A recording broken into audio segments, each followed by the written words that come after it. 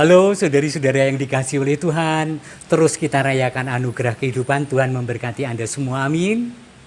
Saya baru saja melayat dan memimpin pemberkatan jenazah untuk umat di paroki Wonogiri ini. Ada 2 kematian hari ini, Romo Dani ke satu lingkungan, saya ke lingkungan lain untuk pemberkatan jenazah.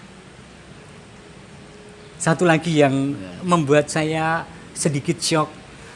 Kemarin beredar WA dari Romo Teddy Air MSF yang menyatakan bahwa dirinya positif terpapar COVID-19. Mohon doa dan mudah-mudahan paroki yang ia kelola tetap bisa berjalan dengan baik. Gitu kan? Ini tadi berita lain menyusul.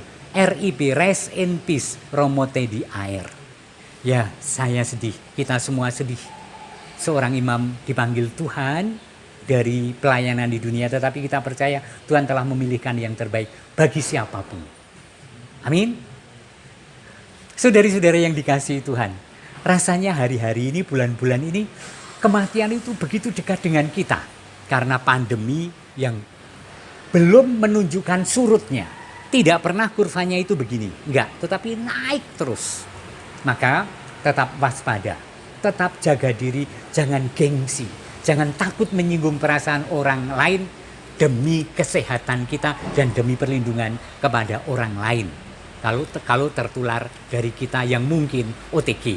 Oke? Jadi terus ya, jaga. Saudari-saudara yang dicintai Tuhan, ini masih masa Natal, maka saya mengucapkan kepada Anda selamat Natal. Sampai nanti, hari Minggu nanti, hari pesta pembaptisan Tuhan, lalu masuk pada masa biasa. Nah, apa yang ingin saya katakan? Yang ingin saya katakan adalah sebuah refleksi bagaimana dalam sukacita Natal, sukacita menyambut kelahiran Tuhan Yesus, Sang Mesias, kita harus merenungkan tentang kematian. Kita harus membawa renungan tentang kematian. Lire piye dan kudu piye carane berefleksi. Saudari-saudara yang dicintai Tuhan, saya ingin membacakan untuk Anda bacaan kitab suci yang selalu menjadi favorit saya ketika saya memberkati jenazah. Ini bisa menjadi penghiburan dan kekuatan bagi saya sendiri, bagi keluarga yang ditinggalkan, bagi kita semua yang kapanpun bisa kita mati dipanggil Tuhan. Surat Rasul Paulus kepada jemaat di Tesalonika yang kedua, bab 4, ayat 13, 14, dan 18. Saya bacakan untuk Anda.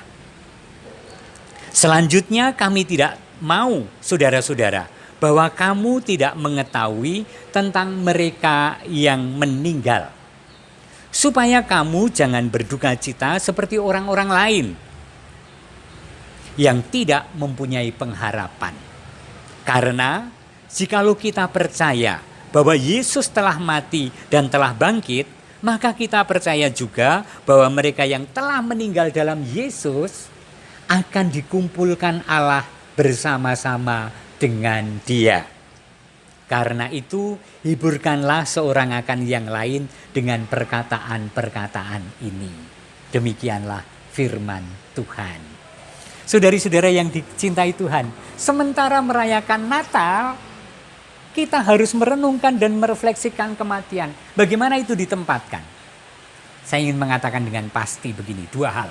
Yang pertama, Natal adalah kegembiraan sukacita karena kita melihat, karena kita mengalami, karena kita merasakan Allah yang tidak membatalkan janji untuk mengutus Yesus Sang Almasih. Dan kita berjumpa dengannya dalam perayaan-perayaan dan ibadah Natal.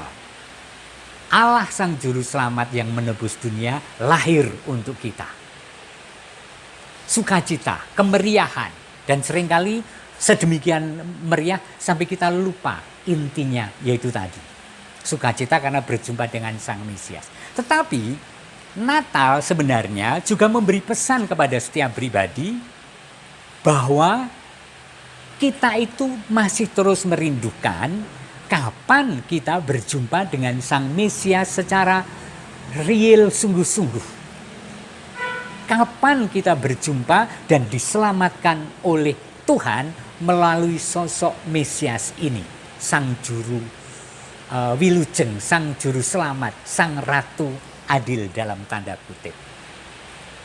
Nah, kematian adalah melewati pintu gerbang untuk kemudian berjumpa dengan Allah yang bahkan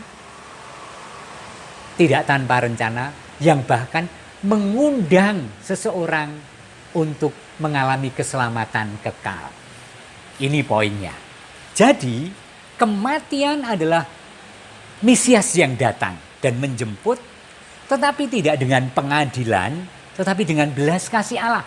Sebagaimana Tuhan Yesus lahir karena belas kasih kepada dunia, demikianlah seseorang yang wafat menghadap Tuhan dipanggil oleh Tuhan untuk mengalami belas kasih dan kerahimannya. Karena apa? Karena setiap pribadi yang percaya telah ditebus dengan darah Kristus.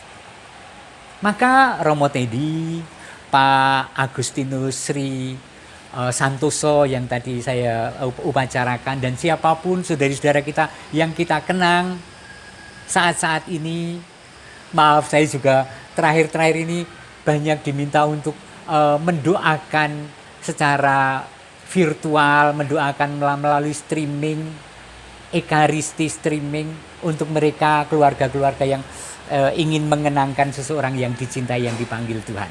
Maka sekarang punya makna luar biasa.